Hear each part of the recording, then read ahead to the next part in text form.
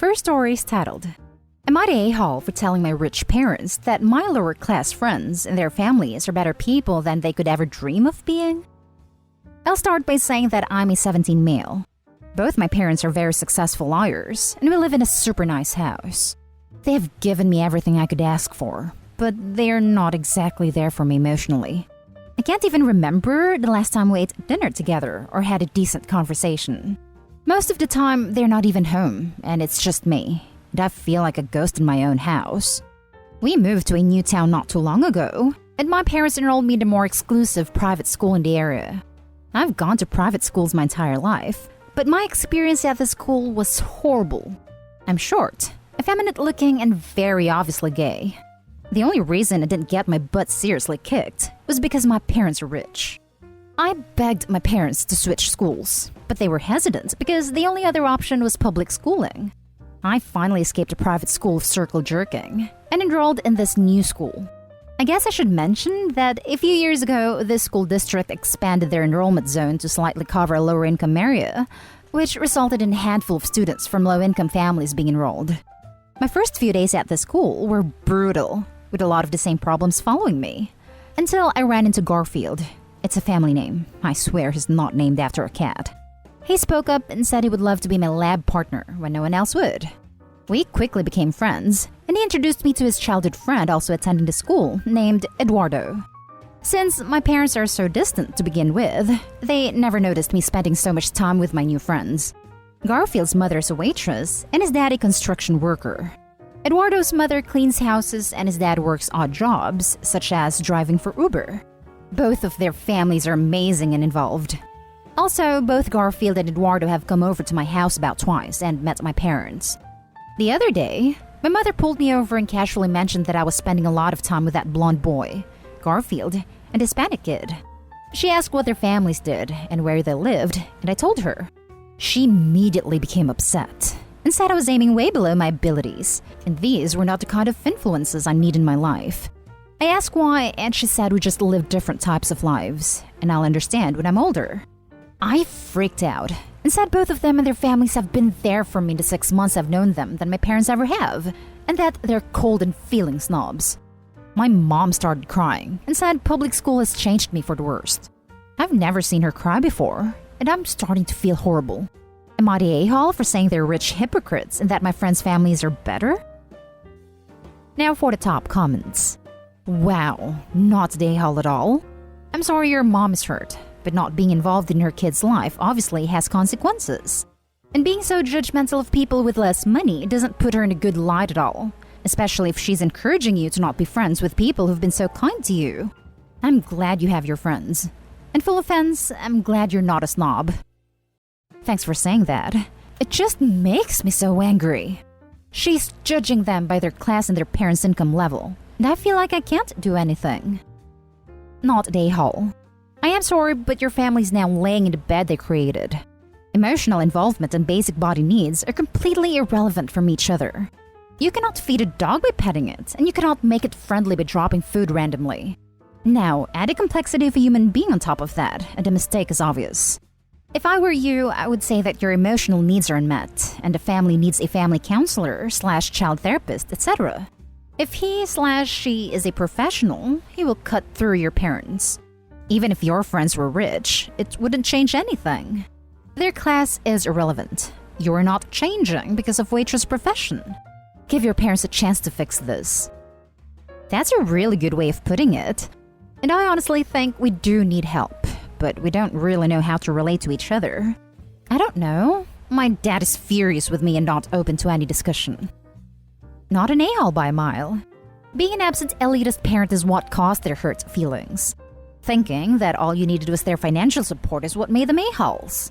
I'm sorry that your parents haven't been present and involved in your life, and I'm glad you found friends that you can enjoy the company of. Hopefully, your parents can see that they need to be more involved in you emotionally, but I doubt it. They'll likely try to separate you from what they consider bad influences. I hope they won't separate us, but I think they've been discussing it. But there's really no other place for me to go since their first school choice for me resulted in horrendous bullying. Now for the next story. Am I the a-hole for backing up my sister on a choice for child raising? So, as a bit of backstory, my sister plans to adopt. Somehow it came up in conversation that my mom will be happy to help their kid learn math since she helped so much with me and my sister. Well, my mom is not a very good teacher. By high school, my sister and I dreaded bringing home math homework because mom wanted to help. And she would lose her temper, mock us, make us do extra math problems if we weren't understanding it enough, swear, get angry that we didn't do it the second we got home, when she wasn't home lol, say you should love this, and make us feel ashamed by saying, I could be doing this, but no. So as a result, we tried our hardest to get this done at school or without having to ask her. Unfortunately, she would often inject herself in to help if she saw us doing homework, and if we said, no, we got this, would not listen. My sister said, actually, you were a pretty big source of anxiety for me and my brother because of math. So I think it would be better if we handled it if our kid has chronic math problems. Mom was devastated. As soon as I came in, Mom asked if she really helped me out with math. I backed up my sister and explained that Mom caused a lot of anxiety to us. To the point I had legit panic attacks when Mom saw I was working in math problems in college. Well, I calmly explained that Mom was not a good math teacher, and she lost it. Reddit, am I the a-hole? Not the a-hole.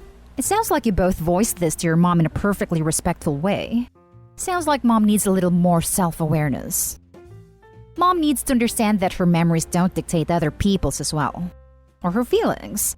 Just because she thinks she's the best math teacher and that they all had so much fun all those years, doesn't mean everybody feels that way. Or that they have to, / are wrong not to. That's a really self-centered and narcissistic thing to act on.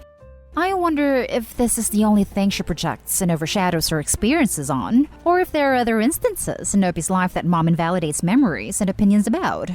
I bet there is more. And Mom is probably going to bring them up and make a big deal out of every instance for a while. If my mother's any indication, be prepared, Opie. The storm may only have just started. Interestingly, I had a similar discussion with my mom. She did something she was advised to do, however, the action to this day affects me. She for a bit refused to accept that regardless of anything else, or even if it was the best option, it still hurt me. She did apologize, which is a step forward for both of us. Hopefully, Opie's mom will realize regardless of how helpful she thought she was, she still hurt Opie and their sister.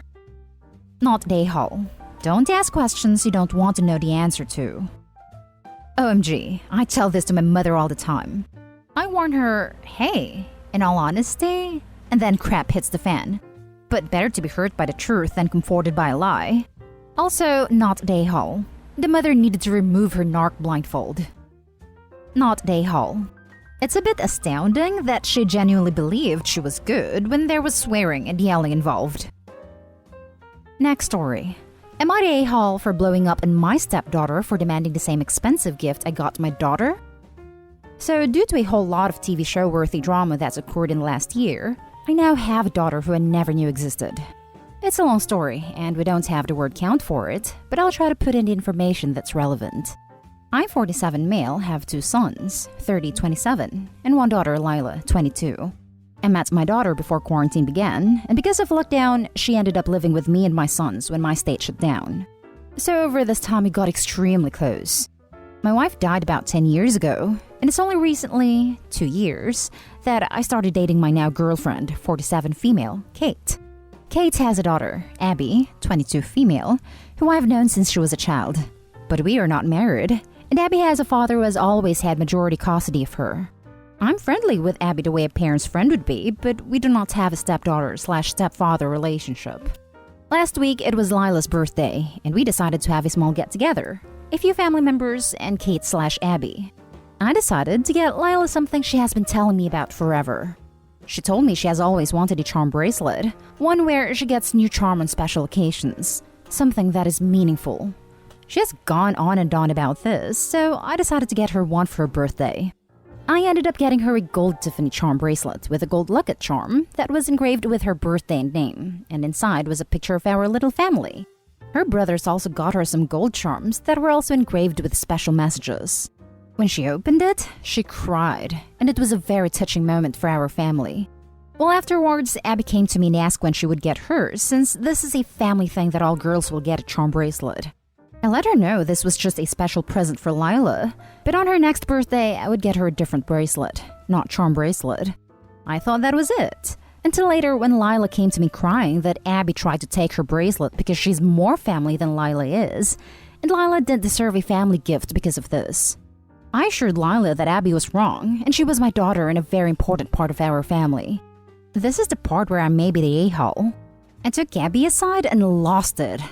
I told her she was not my daughter, and that she needed to leave Lila alone or she wouldn't be allowed over again. This, of course, made her mother upset, and they both think I'm the a-hole. Lila also feels really bad because of everything that happened. I'm okay with Abby thinking I'm an a-hole, but I don't want Lila to ever think that way of me. And everyone involved is biased, so I'm here to get an unbiased opinion. Now for the top comments. Not the a-hole. Abby isn't your daughter, and she just tried to steal your daughter's present and was horribly ugly to her.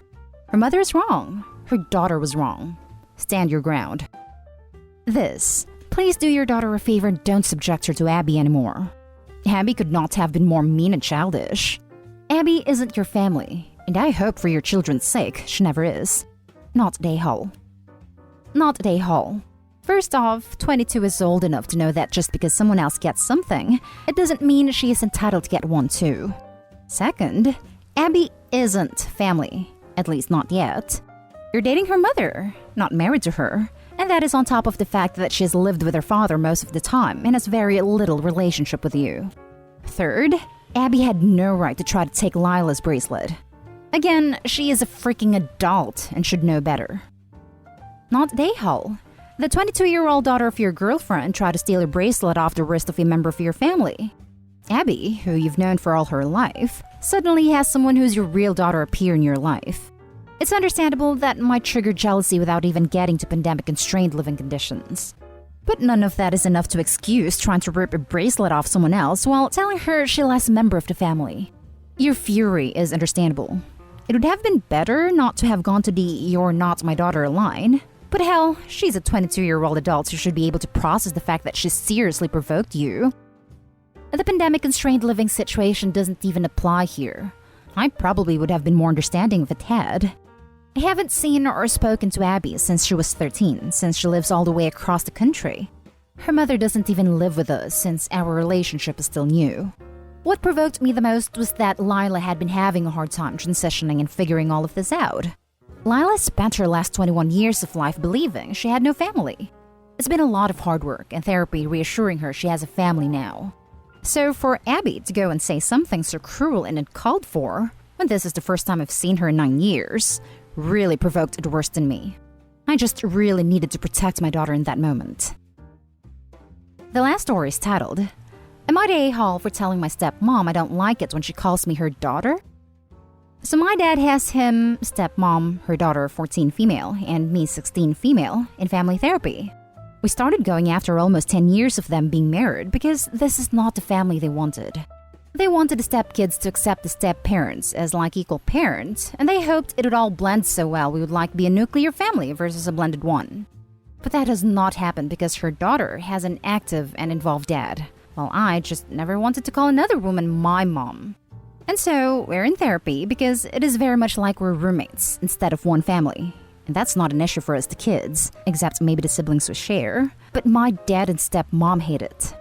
So the therapist asked us to say something we didn't like that each person does. And while we were doing it, I said I hate it when my stepmom calls me her daughter because it makes me uncomfortable. This led to being asked why, and I said because I didn't think of her as my mom, and it felt like I was being pushed to reciprocate the feeling. This has been an issue ever since. The same with her daughter saying she hates when my dad tries to spend time with her because she already has a dad. Her mom had a huge issue with her saying that.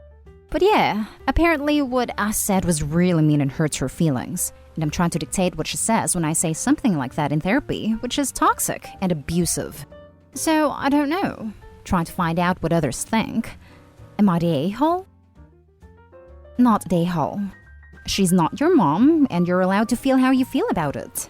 Therapy is one place where you're supposed to be able to freely express yourself. It is pretty a-hole-ish of them to try to make you feel bad about it. Exactly. Even if it was toxic, which it isn't, therapy is the right place to say it because the therapist can mediate and help turning it into the right direction and away from being toxic. The parents are just hurt, and I think Opie should tell the therapist exactly what happened after the last session. Not the a-hole.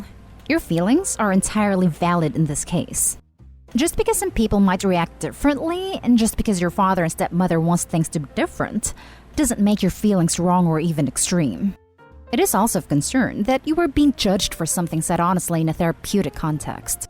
But that takes me to the key point. I think this belongs in therapy and not in the hands of Reddit strangers. Can you erase this in your next therapy session? And that's the end of this video, folks. As always, leave a comment and hit like and subscribe. And if you want more of this content, turn your notification on to get updated on the latest videos. And I'll catch you in the next one. Stay safe.